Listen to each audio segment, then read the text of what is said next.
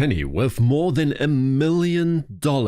It sounds fantastical, but it is in fact very, very real. The coin in question is a rare wheat cent variety that sold at public auction in January of 2023. This is the 1958 double die obverse Lincoln cent. And yes, it really sold for more than $1 million. The coin was sold by Great Collections as a part of the famous red copper collection of Lincoln cents, a top registry set assembled by late collector Stuart Blay. The famous coin displays prominent doubling on its obverse, easily comparable to the doubling on more famous coins like the 1972 double die obverse, the 1969S double die obverse, and of course the comparison would not hardly be complete without a mention of the 1955 double die obverse cent as well, although the doubling on the 1955 coin without a doubt is more dramatic in every sense. But the 1958 penny is no slouch either, with the doubling still seen with the naked eye, most notably on the letters of Liberty, where you have widespread separation with doubling due south on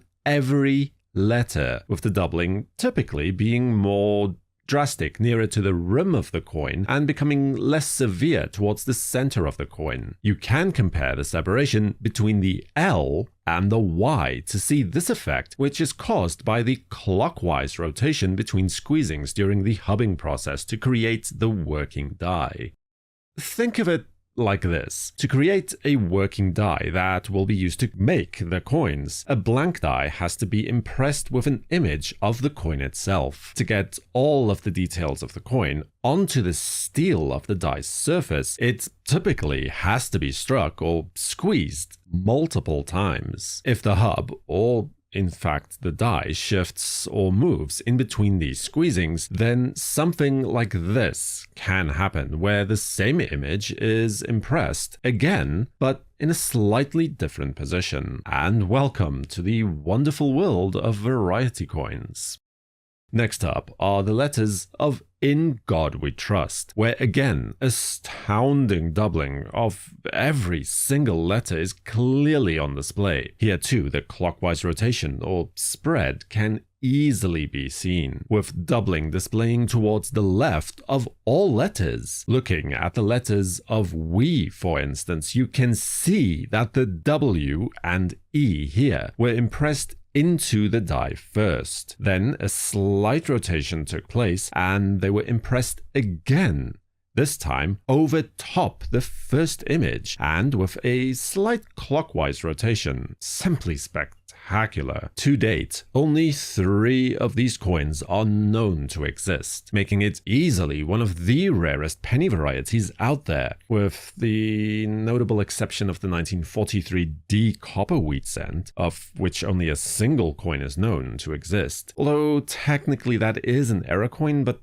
still, that coin was last sold publicly in 2021, graded by PCGS as MS64 Brown for $840,000. But back to the 1958 coins. They were reportedly all discovered by a single collector in a mint-sewn bag of cents around 1960. The first time the numismatic community got to hear of this new variety was in the January 1966 edition of Coin World, and then again a clearinghouse mention of it along with a photo in 1973. But it wasn't until 1983 that John Wexler included it in his double die book that most collectors would become aware of the coin. The next place of interest is of course then the date, where most of the numbers of 1958 only display relatively minor separation lines, especially when compared to the doubling seen so prominently on the rest of the coin.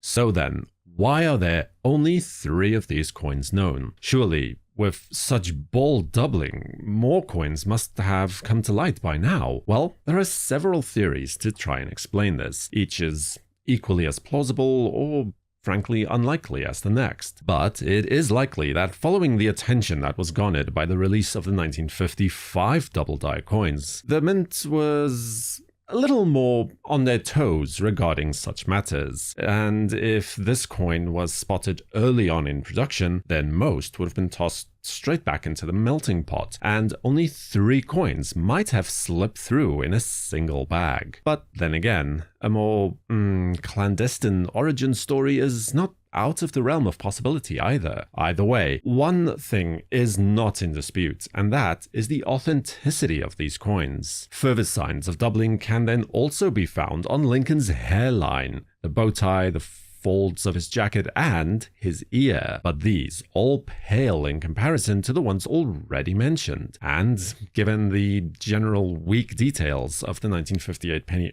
overall, they don't exactly make for ideal identifiers either.